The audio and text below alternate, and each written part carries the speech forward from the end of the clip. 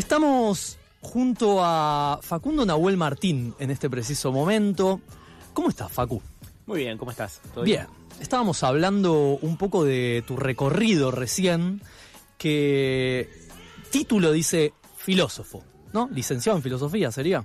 Doctor en filosofía, sí, lo de filósofo. Hoy justo a la mañana en una defensa de tesis estaba de jurado, también decían, tal es filósofo, y decíamos, no, esperá, ese título lo da el bronce, ¿no? Hasta ahora... Claro. A nadie le han hecho una estatua ni pretendemos tal cosa, así que cuesta llevar el título, pero bueno, sí, investigo en filosofía y doy clases, soy docente universitario en el área, digamos. Ahora, quien se recibe en filosofía en la Universidad de Buenos Aires, das clase también en la Universidad de Buenos Aires, puede seguir incontable cantidad de caminos, desde lógica hasta alguna corriente en particular de las ciencias políticas, digamos, de lo que se llamó. ¿Por qué lado fuiste de todo eso? Bien. Es un poquito un recorrido eso, originalmente hace ya casi 10 años, un poquito menos.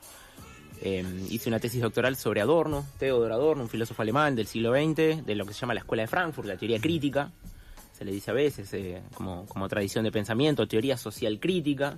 Uh-huh. Y eso ya te da una idea que nunca me interesó por ahí la filosofía como disciplina pura, especulativa, así como discutir, vamos a decir, la naturaleza del ser, decirlo claro, muy... las esencias. Claro.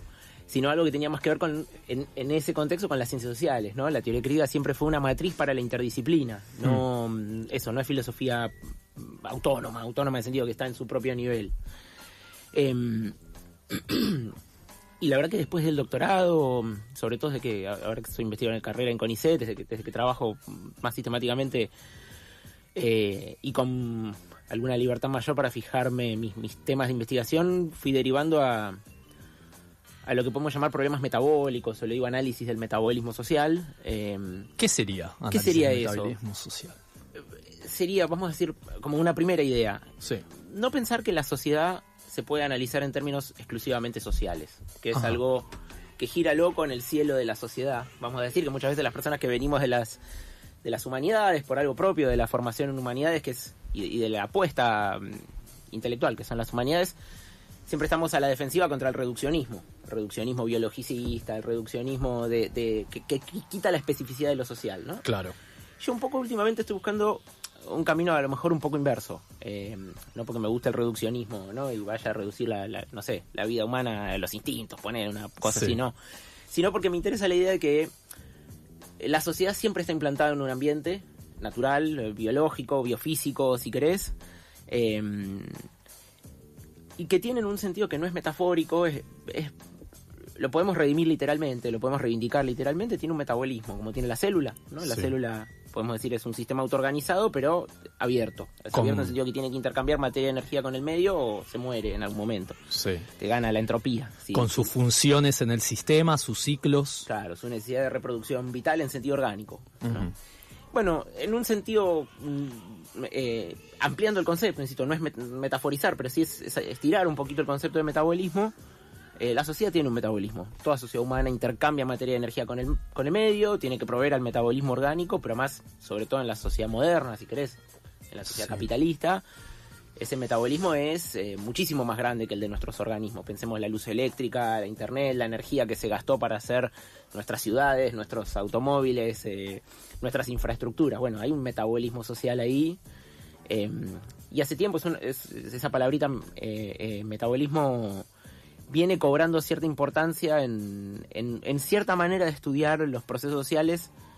A mí me gusta decir como procesos que no son solo sociales, o sea, que no van solo en las relaciones entre seres humanos, como podemos tener nosotros ahora hablando, o con el público, etcétera, sino que también tienen que ver con la manera como los seres humanos nos insertamos en y nos vinculamos con un medio ambiente y con cómo se reproduce el sistema social en relación con ese ambiente. Y eso es análisis metabólico, digamos.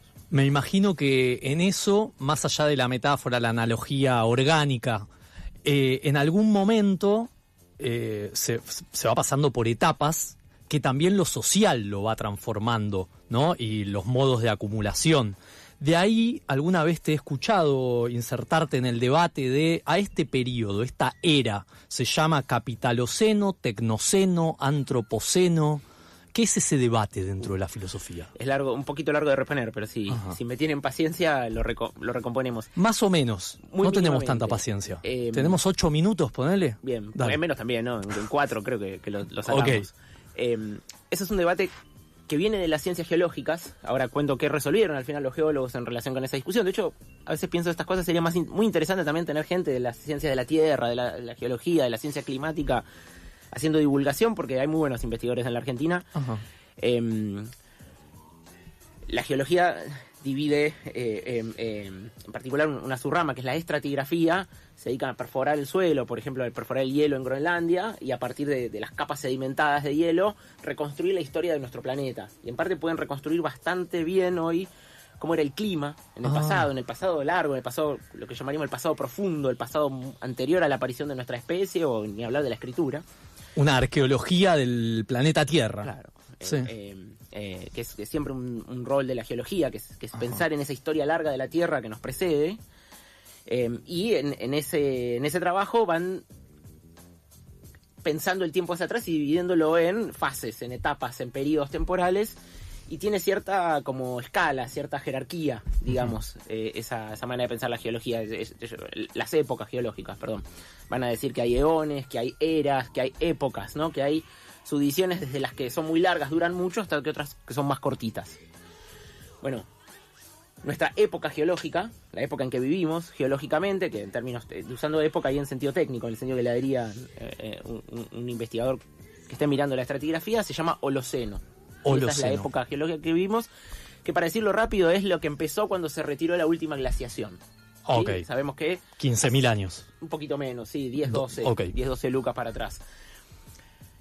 La Tierra vive hace tiempo en un ciclo glacial interglacial, o sea, hay periodos donde está más fría, por procesos espontáneos del sistema de la Tierra, espontáneos en el sentido no dependientes de la actividad humana al menos, y hay momentos donde es más cálida. Bueno, el Holoceno, que empezó 11.700, 12.000 años atrás, al menos según la estimación actual, viene siendo un periodo muy estable en términos climáticos, y cálido, benevolente, digamos, para que la especie humana se haya dispersado por todo el globo, y sobre todo muy importante para la invención de la agricultura. Bueno, una discusión que dieron los geólogos, hasta ahora la saldaron negativamente, ahora explico un poquito. Es una discusión que planteó un tipo que se llama Paul Crutzen, es un premio Nobel de Química, ganó el Nobel por el estudio de la capa de ozono, no me acuerdo si en los 90 o en los 80, creo que en los 90. En un congreso tipo en el año 2000, dijo: dejemos de hablar del Holoceno, estamos en el Antropoceno. Como diciendo, la época geológica del ser humano, o la época geológica donde la actividad humana, por su magnitud, por su impacto, por su densidad, por la población, la tecnología y el modelo económico, si querés, o el modelo del capitalismo, de desarrollo ilimitado o de crecimiento ilimitado, abruma a otros factores geológicos al punto de estar llevando ese sistema de la Tierra, esa idea de pensar la Tierra no como un trozo inerte de roca, sino como un sistema integrado donde, vamos a decir, la atmósfera, el agua, las rocas, los seres vivos, el agua, los océanos fundamentalmente, y el hielo, todo eso forma cierta homeostasis, tiene cierta estabilidad, estabilidad por momentos, ¿no? Después cambia, todos cambian la naturaleza. Bueno, y la tesis del Antropoceno sería, después de mucha discusión, que a partir sobre todo de 1950, que es un momento en donde se dispara lo que los economistas llamarían desarrollo, ¿no? Se dispara el nivel de inversión, acumulación, se dispara la actividad económica, los excedentes, el crecimiento poblacional, claro. Y eso empieza a correlacionar con una disparada que, si vos los ves en gráficos, si buscan en Google la gran aceleración, le dicen así, es un trabajo muy interesante que hicieron entre historiadores e investigadores del sistema de la Tierra.